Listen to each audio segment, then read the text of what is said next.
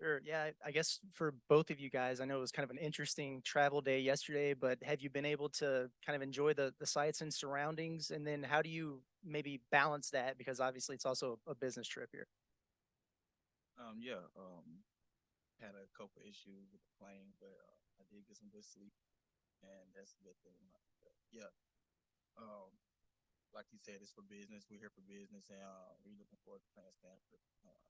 That's why we're here. So we're looking forward to that game tomorrow.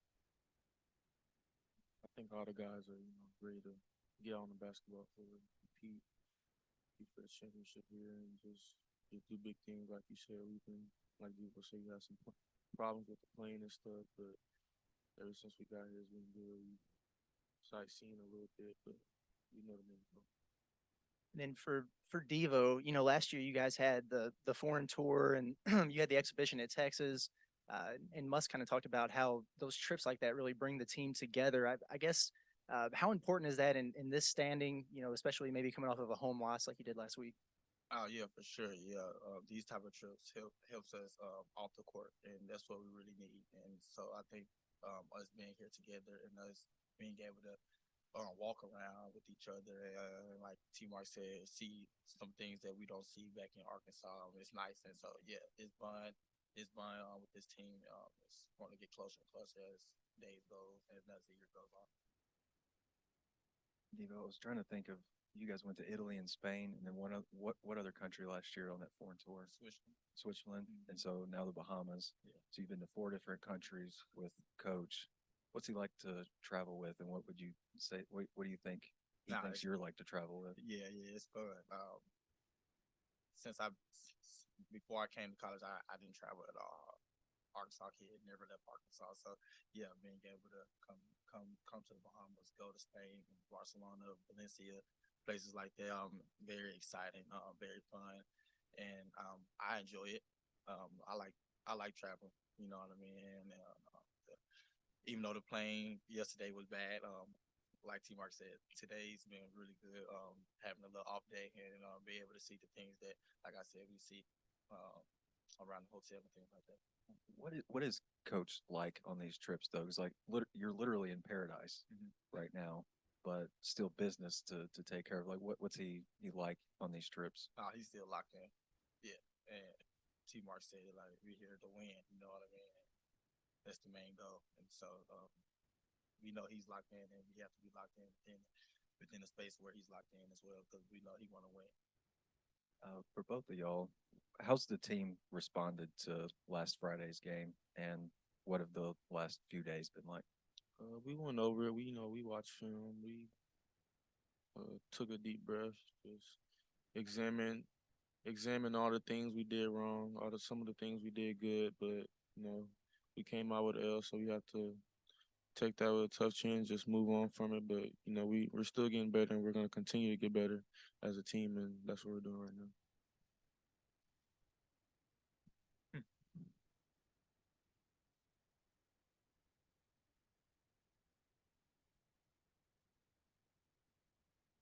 Yeah.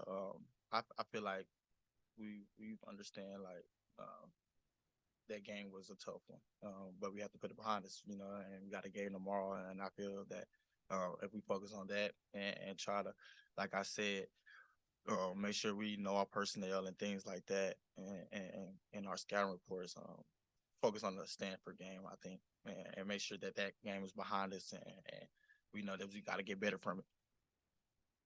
And Coach, we already asked the guys about this, but I know it was an interesting travel day for you guys yesterday. You usually like to really kind of take in the sights when you come to places like this. Have you been able to do that? And then what's maybe the balance between that and taking care of 3 games in 3 days? Yeah, I think if we would have gotten here on time and played better in our last game, we because historically we've done a good job of getting out wherever we are. We had a we were going to go swim with the pigs, but that got canceled when we lost the game. And then you throw in the 6.5 hour delay.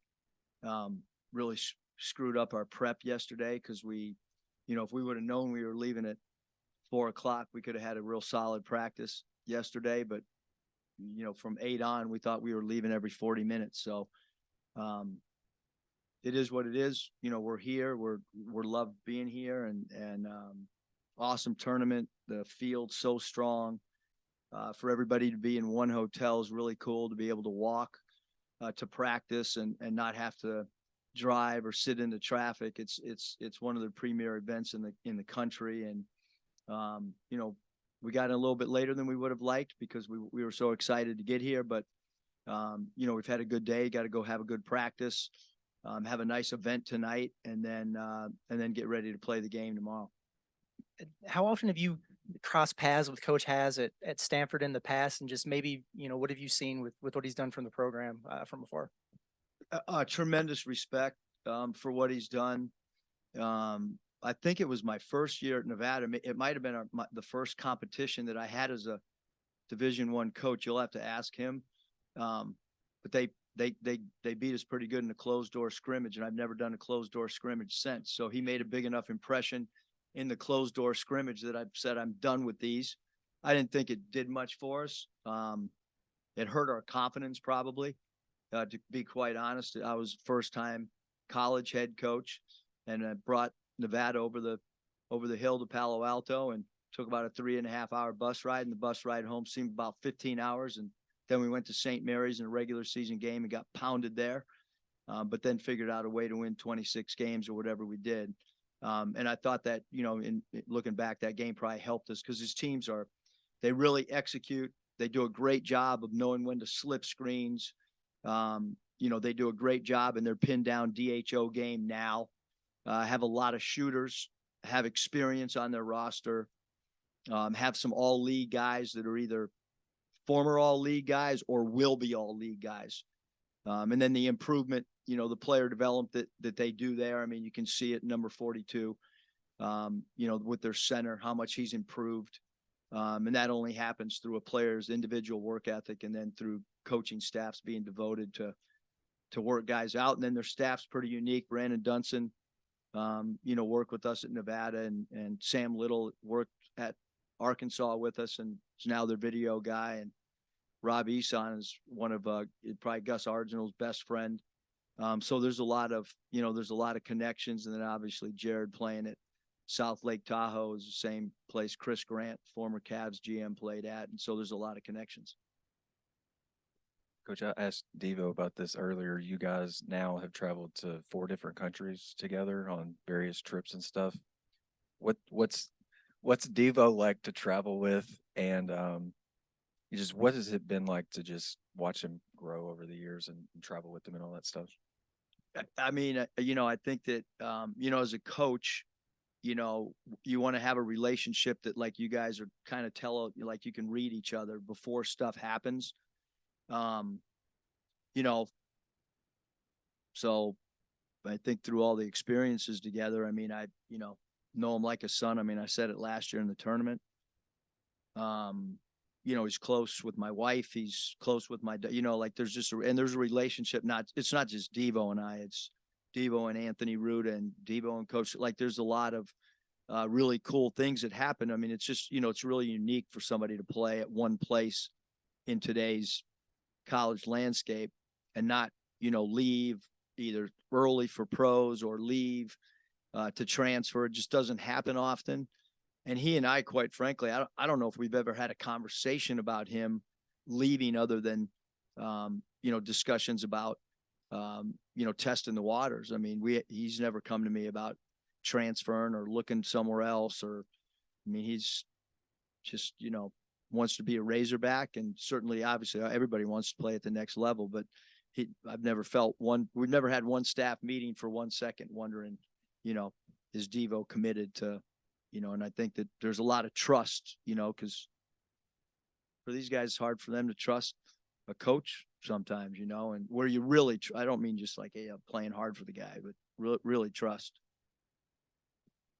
I guess the only other thing I had was maybe for the players, Jared Bynum and then Peja Stojakovic's son, which that sounds insane.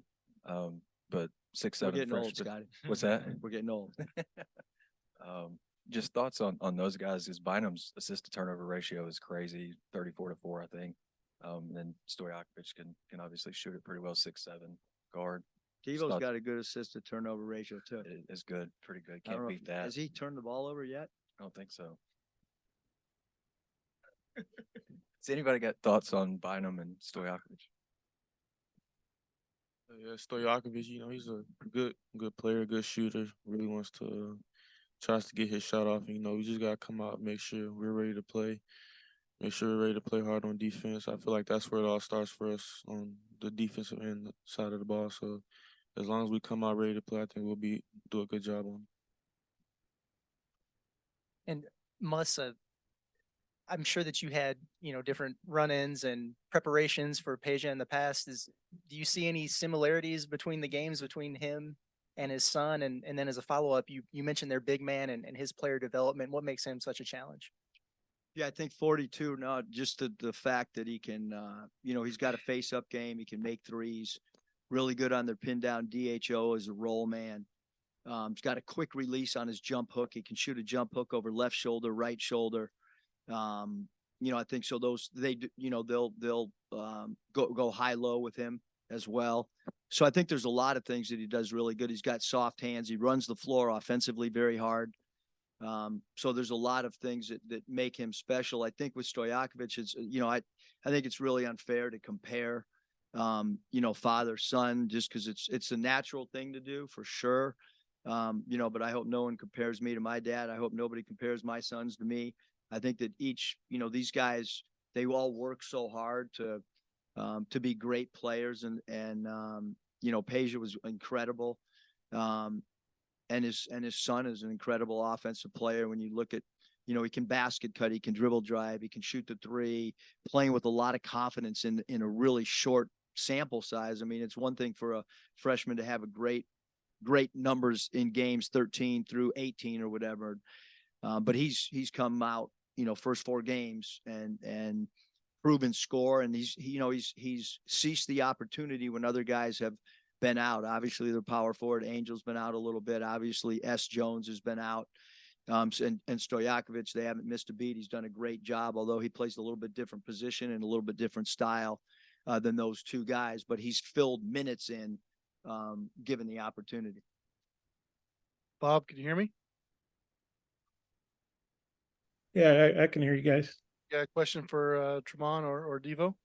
Yeah, maybe for both players. And I apologize if this is a little repetitive because really couldn't hear you guys at first. But obviously a tough loss, and then you come here. Kind of what's the mindset going into this game, and maybe wanting to wash out that bad loss. Maybe Devo could take that first, and then T-Mark. These guys got to go to film too. Yeah, we got to win some games. We come here to win. I think that's the main goal, and that's what we're focused on. Like we said earlier to Curtis, like we lost, but we got to put it behind us. And we know it was a bad loss, but we got, like I said, put it behind us and focus on the next game. Yeah, we gotta wash out that taste in our mouth just by coming out, playing hard, and these next 3 games we're gonna play. Coming out and win these games, and I feel like that'll do us justice going forward in the season.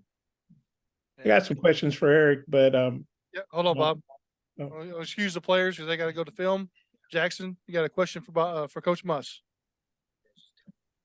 Yeah, from us.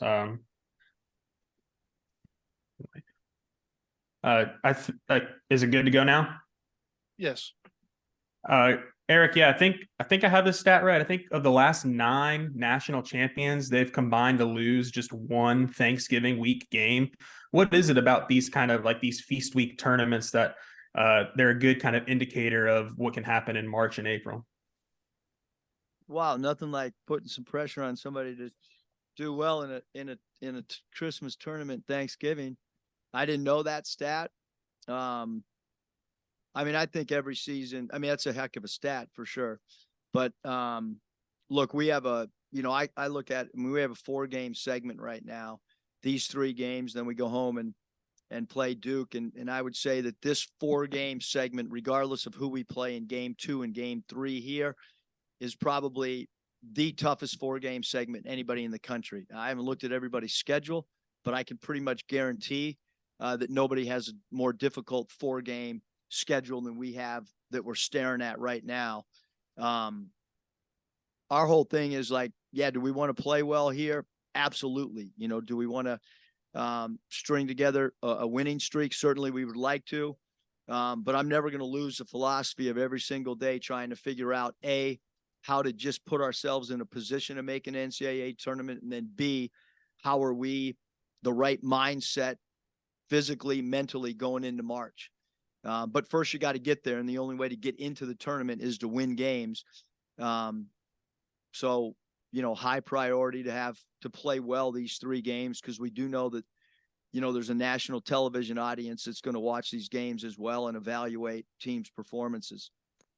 Thank you, Coach. Appreciate your I time. got one other thing. I want to get this in. Go ahead. Okay. My mom wanted me to get it in. So the Bahamas, all right, is kind of special to our family, because Pete Gilcutt was recruited out of the Bahamas to play at Minnesota, then Michael Thompson and Osborne Lockhart. And so to me, it's kind of a special thing to be here, knowing that, you know, 3 of the first players that my dad ever recruited in college all came from Bahamas. So I'll leave it at that. They're all 3 really good too. And my son didn't believe me.